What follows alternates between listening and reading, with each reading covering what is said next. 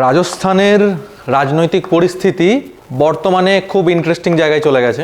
অনেকে বুঝতে পারছেন না যে রাজস্থানে আসলে হচ্ছে কি। রাজস্থান এবং মধ্যপ্রদেশে আমরা জানি 4টে রাজ্যের নির্বাচন হয়েছে, 4টে রাজ্যের, মিজোরামকে নিয়ে 5টা, তার মধ্যে 3টে রাজ্যে বিজেপি জয়লাভ করেছে, একটি রাজ্যে কংগ্রেস এবং অন্য রাজ্যে জেপিএম, একটি আঞ্চলিক দল। তেলেঙ্গানাতে কংগ্রেস জয়লাভ করার 3 দিনের মধ্যেই তারা মুখ্যমন্ত্রী হিসাবে রেভান্ত রেড্ডির নাম ঘোষণা করে দেয়। গত 2 দিন আগে তিনি মুখ্যমন্ত্রী হিসাবে শপথ নিয়ে নিয়েছেন। কংগ্রেসের সরকার তেলেঙ্গানায় শুরু হয়ে গেছে।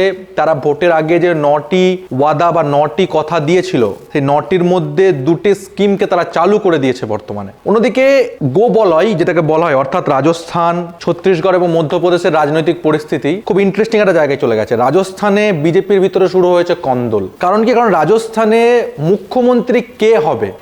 রাজস্থানে টোটাল সিট সংখ্যা ছিল 199, যার মধ্যে 100 হলো মেজরিটি। বিজেপি মেজরিটির চেয়ে 15টি সিট বেশি পেয়েছে, অর্থাৎ 115টি সিট পেয়ে বিজেপি জিতেছে। 69টি সিট পেয়েছে কংগ্রেস সেখানে। রাজস্থানে এখানেই শুরু হয়েছে ঝামেলা। রাজস্থানে বিজেপির মুখ্যমন্ত্রী হওয়ার দৌড়ে একাধিক মুখ, তারা প্রত্যেককেই মুখ্যমন্ত্রী হতে চান। এর ফলে বিজেপির মধ্যে শুরু হয়েছে কন্দল। এই রাজনৈতিক পরিস্থিতি দাঁড়িয়ে বিজেপির মধ্যেকার এই কন্দলকে একজন রাজনৈতিক বিশ্লেষক হিসাবে আমি কিভাবে দেখছি সেটা আপনাদের সামনে তুলে ধরবো। এর আগে অবধি আমরা দেখেছি বিজেপিকে রিসর্ট পলিটিক্স করতে। রিসর্ট পলিটিক্স কি? অন্য দলের এমএলএদেরকে কিনে নিয়ে গিয়ে রিসর্টে লুকিয়ে রেখে সরকার ভেঙে দেওয়া। এক জিনিস আমরা দেখেছিলাম এই মধ্যপ্রদেশে 2018 সালে, যখন কামালনাথের সরকার থেকে জ্যোতিরাদিত্য সিন্ধিয়া এবং তার 25 জন এমএলএকে নিয়ে গিয়ে বিজেপি সরকার ভেঙে বিজেপি সরকার গড়ে। এই একই জিনিস দেখেছিলাম আমরা মহারাষ্ট্রে, যেখানে উদ্ধব ঠাকরের এমএলএদেরকে একনাথ শিন্ডের মাধ্যমে নিয়ে গিয়ে আসামে নিয়ে গিয়ে তারা সরকার ভেঙে দেয়। এই রিসর্ট পলিটিক্সের ফাঁকে এখন বিজেপি নিজের চালে নিজেই পড়ে গেছে। আর রাজস্থানে বিজেপির মুখ্যমন্ত্রী হওয়ার দৌড়ে যে মুখগুলো রয়েছেন তার মধ্যে অন্যতম হলো বসুন্ধরা রাজে। বসুন্ধরা রাজে একজন যথেষ্ট ক্ষমতাশালী পলিটিশিয়ান এবং একজন মহিলা রাজনীতিবিদ, যিনি এর আগে, অর্থাৎ 2018-র আগে রাজস্থানের মুখ্যমন্ত্রী ছিলেন। সেই বসুন্ধরা রাজের প্রায় 35 জন এমএলএ রয়েছে, যে 35 জন এমএলএ তারা যে কোনো মুহূর্তে বেরিয়ে আসতে পারে বিজেপির কাছ থেকে। সেই 35 জন এমএলএ কে সেফ স্পেসে রেখেছেন বসুন্ধরা রাজে। অন্যদিকে বসুন্ধরা রাজে একমাত্র কন্টেন্টার নয়, সেখানে রয়েছেন রাজ্যবর্ধন রাঠোর, সেখানে রয়েছেন যোগী বালাকনাথ সহ এরকম অনেকগুলো প্রতিদ্বন্দ্বী, যারা প্রত্যেককেই মুখ্যমন্ত্রী হতে চান। অর্থাৎ বিজেপির নেতাদের মধ্যে রাজনৈতিক ক্ষমতার যে লোভ, সেটা যেন ক্রমাগত প্রকাশ পাচ্ছে।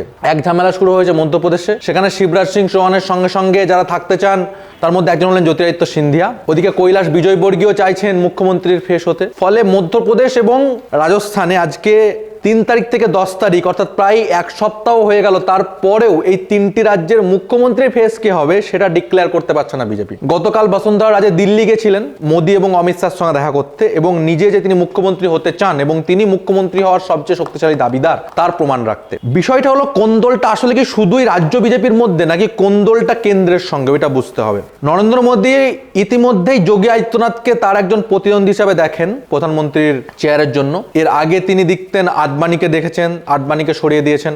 যে নরেন্দ্র মোদীর রাস্তায় এসেছে বিজেপির মধ্য থেকে বা আরএসএস এর মধ্য থেকে, তাকে নরেন্দ্র মোদী সরিয়ে দিয়েছেন, কারণ নরেন্দ্র মোদী নিজের প্রধানমন্ত্রীর চেয়ারকে খুব ভালোবাসেন। ঠিক একইভাবে যোগী আদিত্যনাথের শক্তিশালী হওয়া, কেন্দ্রীয় রাজনীতিতে তাকে একটা মুখ হিসেবে উঠে আসা, এটা কিন্তু মোদী বা অমিত শাহ কেউ ভালো চোখে দেখে না। তাই মোদী বা অমিত শাহ কেউই চাইছে না মধ্যপ্রদেশ বা রাজস্থান থেকে এমন কোনো মুখ্যমন্ত্রী উঠে আসুক যে একজন শক্তিশালী রাজনৈতিক নেতা হবে। তাই তারা বসুন্ধরা রাজেকে সাইডলাইন করতে চাইছে। তারা চাইছে এমন একটা মুখ যারা দিল্লির কথা শুনে উঠবে, বসবে, শোবে এবং চলবে। এই কন্দলের ফাঁকে রাজস্থানে ল অ্যান্ড অর্ডারের অবস্থা প্রচন্ড ভয়াবহ। অলরেডি 2 জন নেতার মৃত্যু ঘটেছে। তার মধ্যে কর্ণী সেনার একজন নেতা রয়েছেন, যাকে দিনের আলোতে তার অফিসে ঢুকে গুলি করা হয়েছে। তারপরে আরেক হিন্দু নেতা খুন হয়েছেন। মধ্যপ্রদেশের ল অ্যান্ড অর্ডারের অবস্থা ভয়াবহ। এখন আমাদের দেখার যে বিজেপি আসলে কোন দিকে এগোয়। যেখানে 2024 নির্বাচনের আগে বিজেপির এই 3টি রাজ্যে জেতা, জয়লাভ এবং সরকার গড়া একটা গুরুত্বপূর্ণ বিষয়, সেখানে এখনো অবধি কোনো রাজ্যেই তারা মুখ্যমন্ত্রী ডিক্লেয়ার করতে পারেনি। অন্যদিকে ভাবা হচ্ছে যে কংগ্রেসের সঙ্গে বসুন্ধরা রাজে তার 25 বা 35টি এমএলএ কে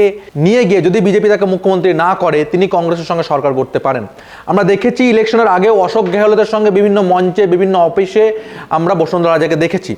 বসুন্ধরা রাজের সঙ্গে একটা ইকুয়েশন তৈরি হচ্ছে। এই ইকুয়েশনের ভিত্তিতে যদি বিজেপির রিসর্ট পলিটিক্সকে হারিয়ে দিয়ে বিজেপির উপরেই সেটাকে ফেলে দিয়ে যদি আজকে অশোক গেহলট বা কংগ্রেস সরকার করে রাজস্থানে, তাহলে 2024 লোকসভা নির্বাচনের আগে এটা কংগ্রেসের জন্য একটা বিশাল বড় অ্যাডভান্টেজ হবে। এই খবর আপনাদেরকে বিজেপির পোষা মিডিয়া, গদি মিডিয়া, আদানি আম্বানির মিডিয়া দেখাবে না, আমরা দেখাচ্ছি, কারণ এই সত্য আপনাদের কাছে পৌঁছানো উচিত।